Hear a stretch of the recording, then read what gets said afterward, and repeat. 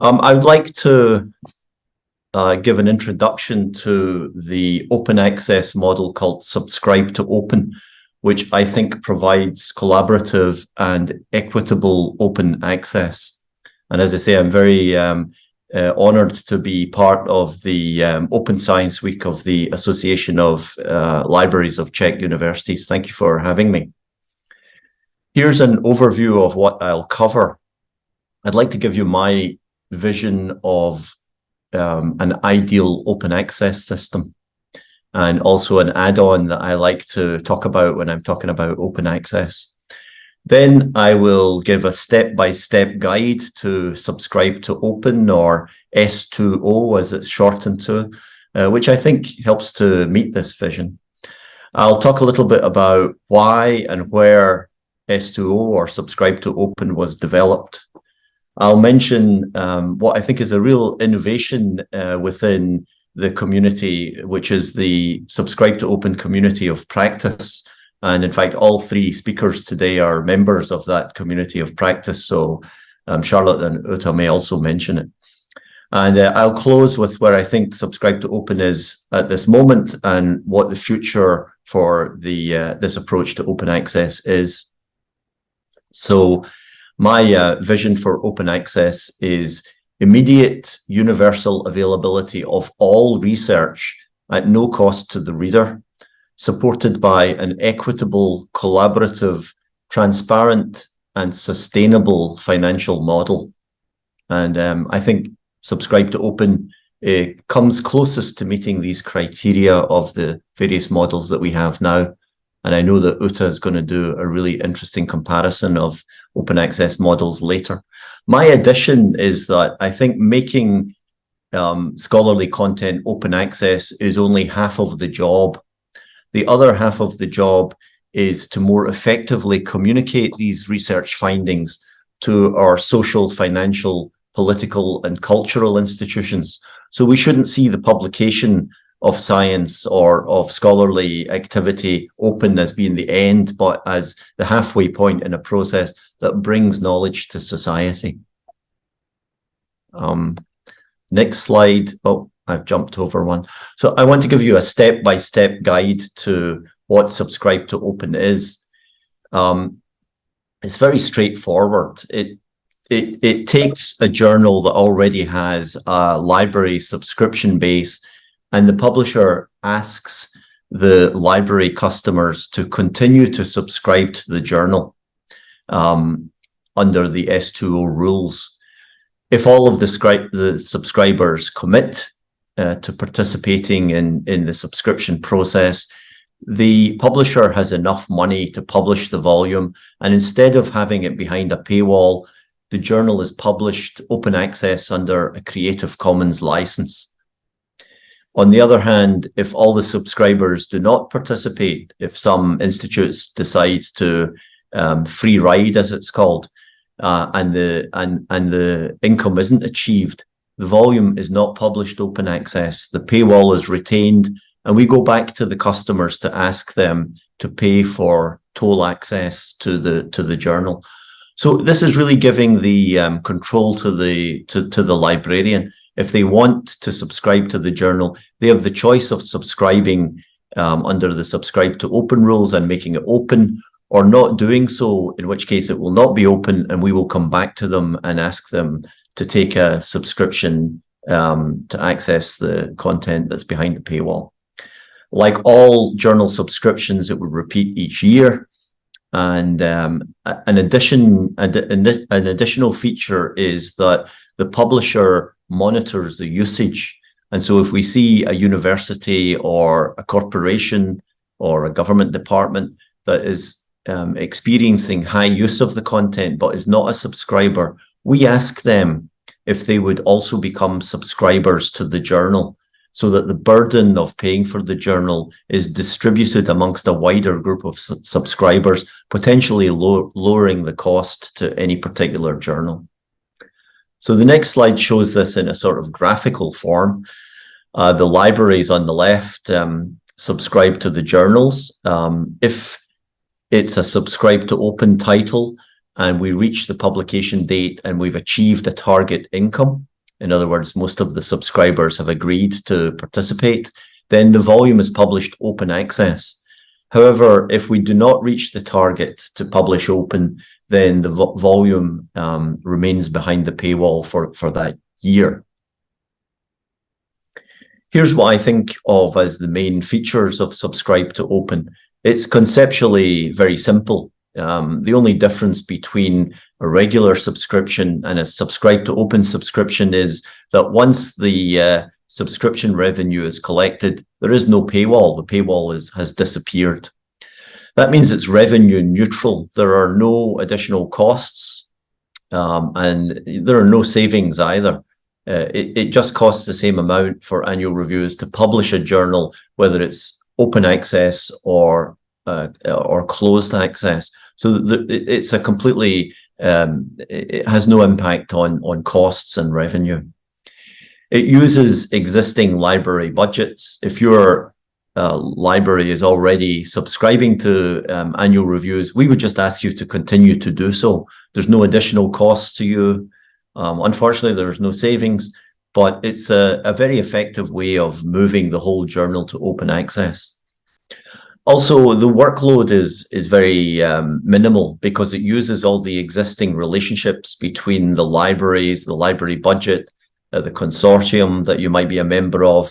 If you use subscription agents, it would be the same. If you deal with staff on the publishing side, the sales staff, and so on, they would be the same.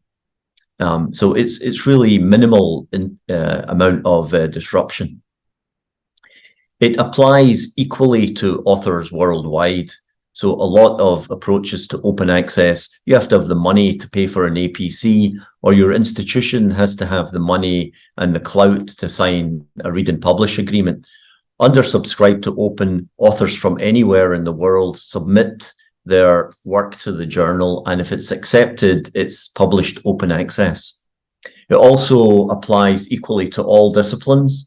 So the humanities and social sciences can easily be published open access in the same way as biomedicine, which is well supported with APCs and so on, because the humanities and social sciences journals have subscribers, and if they continue to subscribe, then those journals will be open as well. So in many ways, this is a very fair and equitable approach to open access, as well as a simple approach. Now let me talk about where Subscribe to Open was developed and why.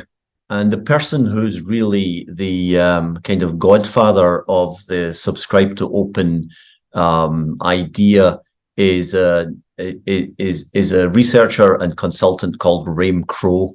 And Raim Crowe has been for many years interested in collective action in publishing. And a few years ago, Annual Reviews took him on as a consultant because we were trying to find a route to open access. Annual Reviews, which is the organization that I lead, is a non-profit publisher, and we're dedicated to synthesizing knowledge and integrating knowledge for the progress of science and the benefit of society. That's our mission. So we're a not-for-profit company based just outside San Francisco, founded in 1931. I know by Czech standards that probably seems quite new, but by European standards quite new. But in the United States, that's quite an old company, almost 100 years now.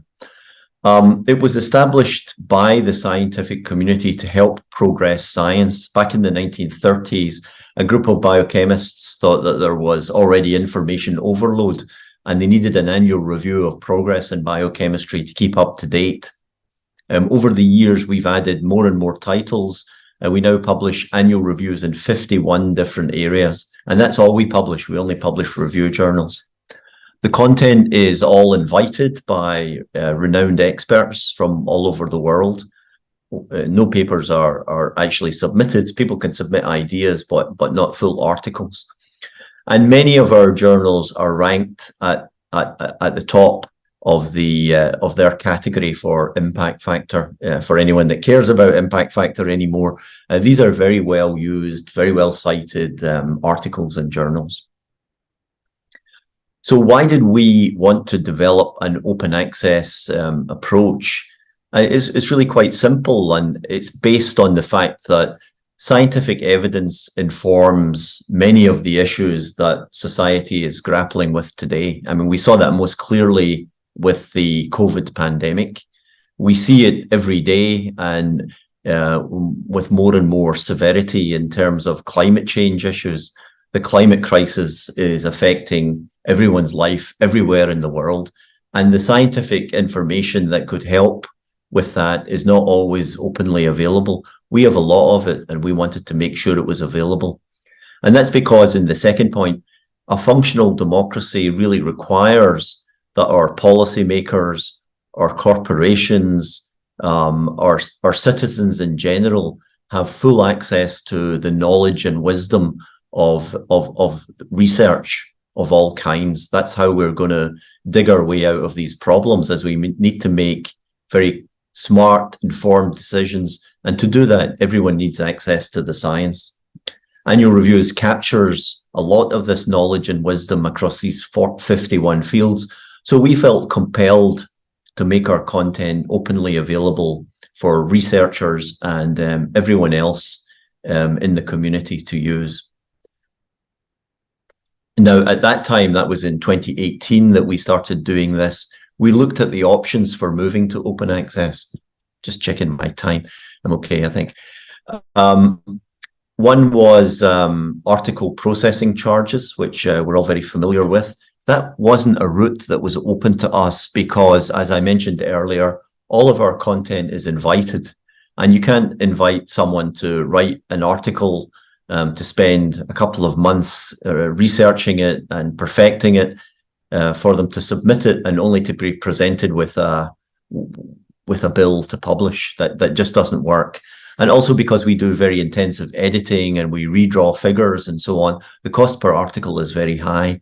So we would have been asking generous people that had agreed to write, no payment. We would be then asking them to actually pay us to publish their article, and that just wasn't feasible. So article processing charge was not an option for us. Read and publish, which is the other main model, is also not an option for us. And that's because we tend to skew towards a small number of very high output research institutions. So, for instance, we have a lot of authors from Cambridge University or Harvard or MIT or Stanford is our local university. And we would be asking for read and publish deals with those institutions that are maybe 10 times what they pay just now. And they just wouldn't be able to do that. So the burden would fall on too few subscribers. We would rather have a user pays model.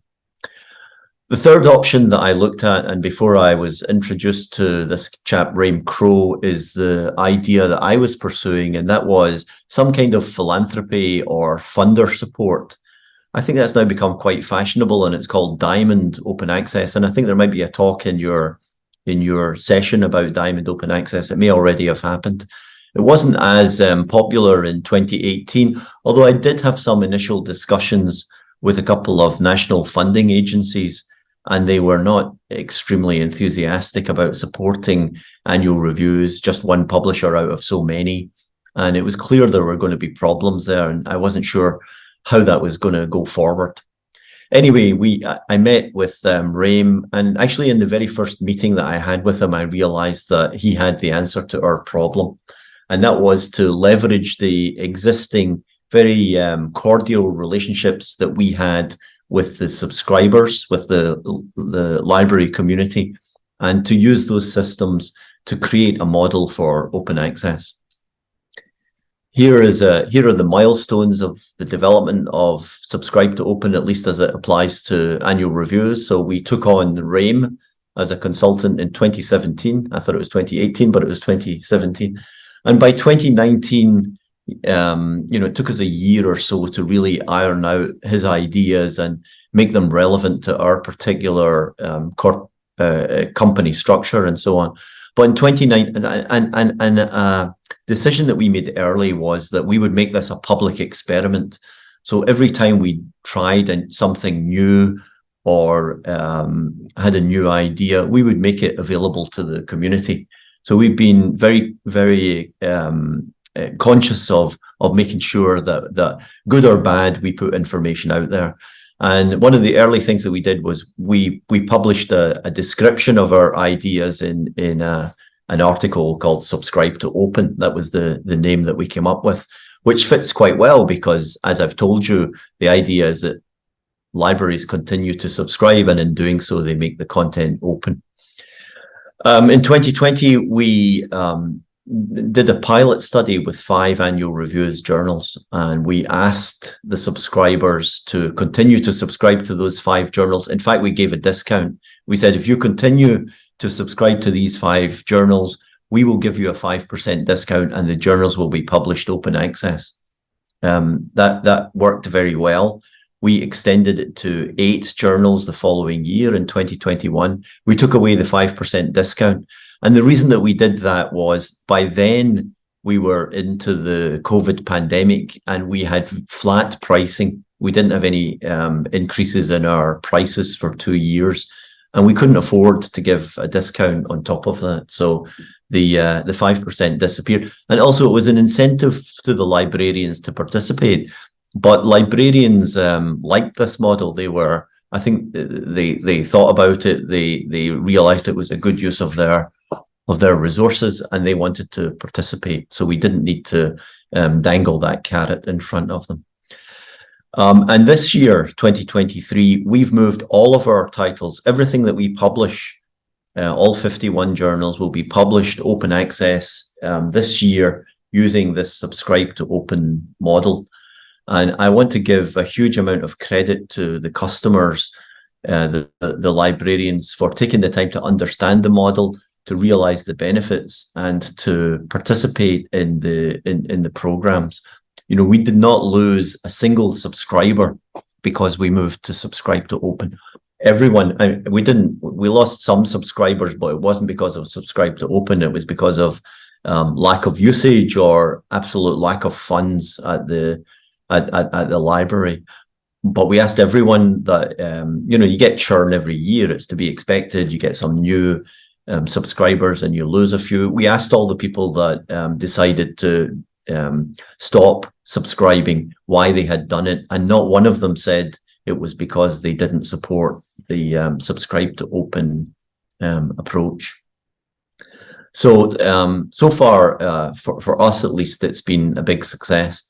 And the bullet point that I missed out there was that in 2020, we decided that as part of this openness of developing the model, that we would set up a community of practice so that we could share our ideas with others. They could share their ideas with us. And it's become really, I'll say a little bit more about it in a minute. I think it's become a real phenomenon and a real success in creating a collaboration between publishers and librarians. You know, it's too often publishers and librarians see themselves as opponents and not as collaborators, but we genuinely should be. And in this case, I think we are. And it's really delightful to be working together and have a real sense of community. This is just an example of what happens when you suddenly start to publish your articles and your journals, and it's the whole journal open access. What this shows is the numbers along the bottom are the months of the year, and the numbers on the y-axis are the number of downloads per month. For one of our smaller journals, the Annual Review, its full title is the Annual Review of Statistics and its Applications.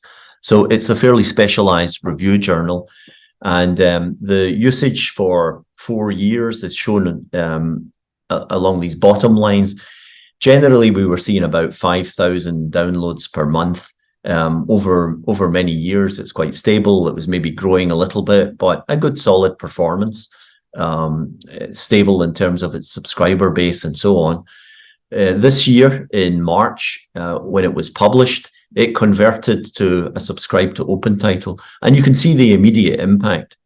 In the month that it was published, the usage went from about 6,000 downloads per month to about 22,000 downloads per month. And that's usage coming from all over the world, mainly from academic institutes, but not only. Government departments use the Statistics Journal, corporations use it, individuals use it for their own interests. It really does open up scientific knowledge to everyone.